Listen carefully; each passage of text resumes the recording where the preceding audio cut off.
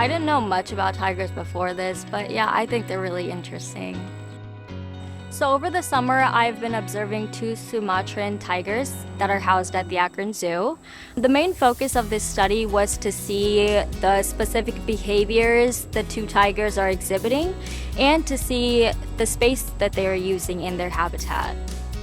Information about the behaviors that our animals are engaging in can really help us understand better how the animals are spending their time, what they like about their habitat, what maybe they don't have currently or that we could design differently. And by understanding that, we're better able to cater to the individual animal's needs, which is part of our welfare and well-being program. I've been able to use knowledge that I've learned through courses that I've taken at Akron and use that knowledge and apply it to real life scenarios. So for example, I've taken lots of biology classes, physiology, all that, and it's really helped me understand animal behavior because that's like the core foundations of those classes. So I figured out some of the hiding spots that each of the tigers have because sometimes it's really hard to figure out where they're at.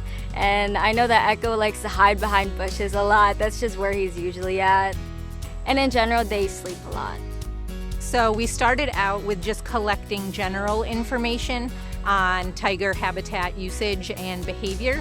And during that project, we were approached by the animal care staff who were interested in seeing if those behaviors changed as our female entered and exited her estrus cycle. I thought it was really fun. I think it's interesting just to look at an animal and see what they're doing day-to-day basis. I think it's been so beneficial. I've learned so many things that I can take on to my future studies. And yeah, I really appreciate having the chance.